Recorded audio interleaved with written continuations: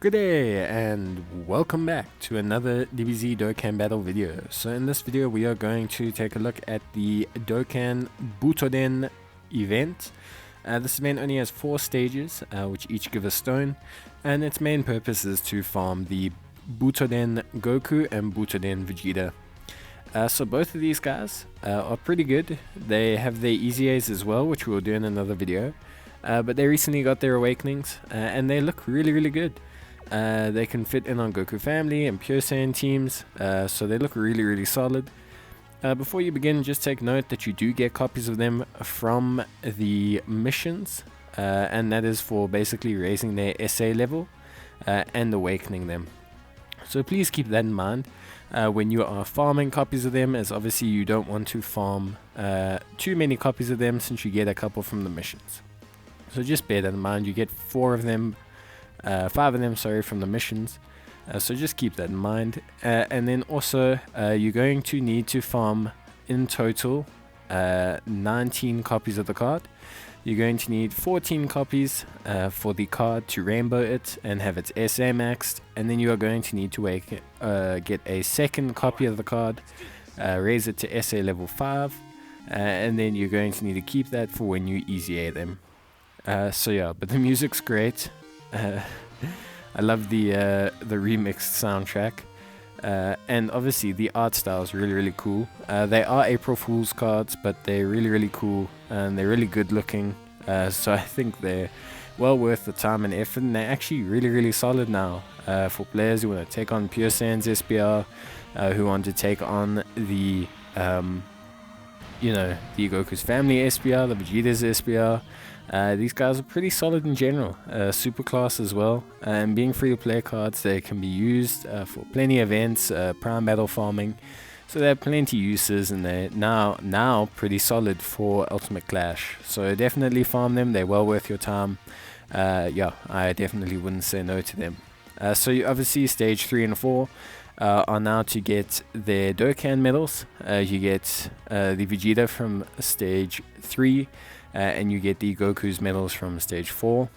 You only need 10 of them, so you don't need that many, but there's no bonus, so yeah, it's just going to require a little bit of grind, but it doesn't seem to be too hard or too difficult at all. We'll just keep using the same kind of event team I've just been running to try and farm the Veku, who's a much harder grind overall, and just a lot less enjoyable, but you can see that in my other video.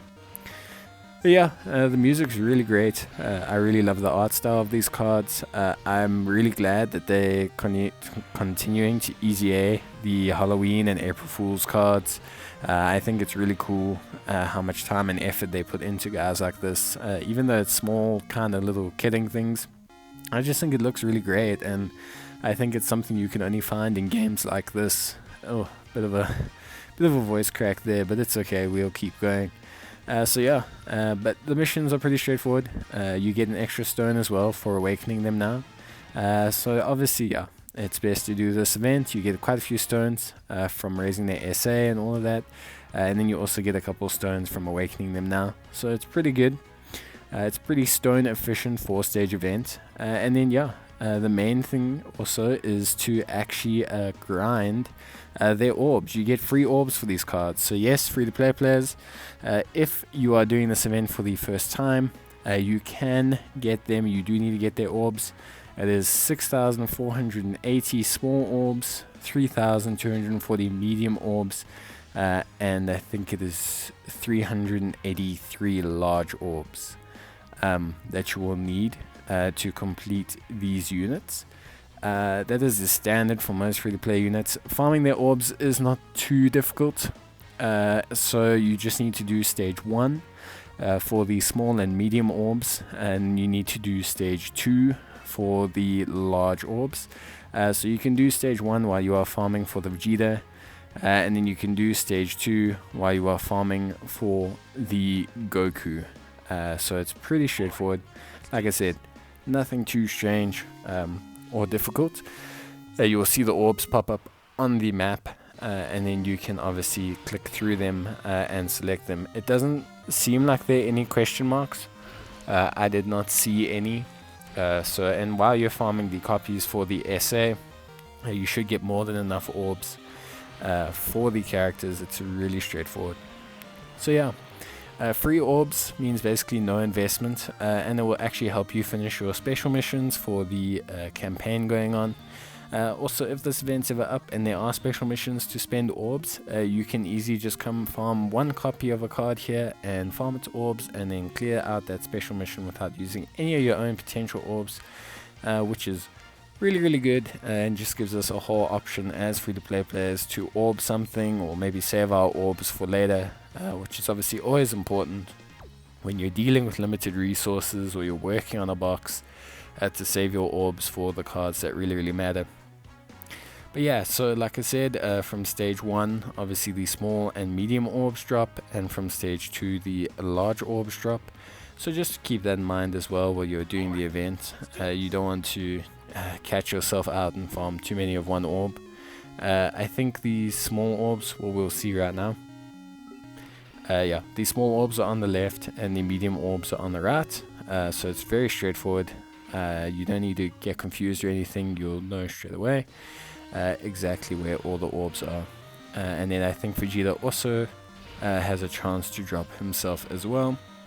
So remember, you're going to need in total 19 copies of Vegeta and 19 copies of Goku, which means you have plenty time to farm all the orbs that you need and require to get these cards rainbowed. But it is well worth it to rainbow them. They're going to be very good after their EZAs. So just take a team as well that you wish to link level, or that you're working on, and you'll be able to double up and really net out on almost everything. Which is one nice thing about these events. Obviously you can take teams and level them up. It will save you some time, and it will help you out in getting your box all together.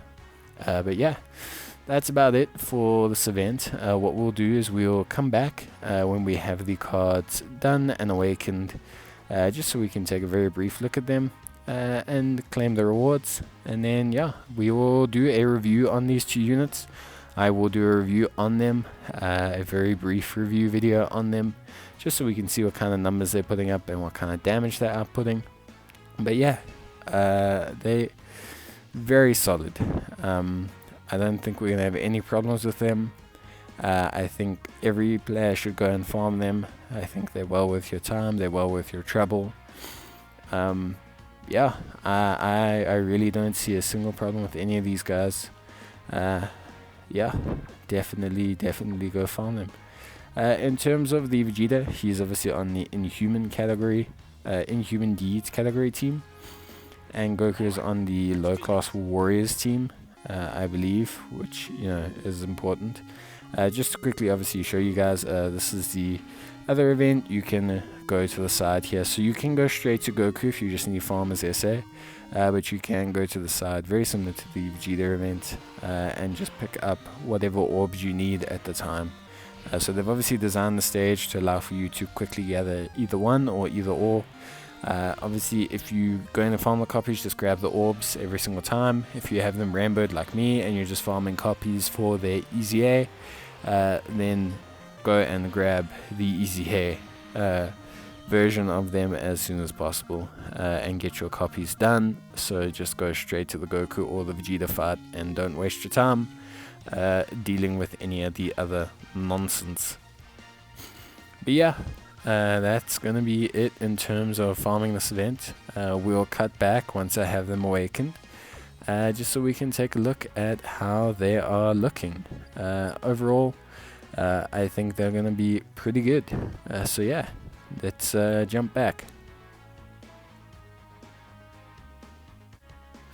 And yeah, so now we're back with them fully awakened.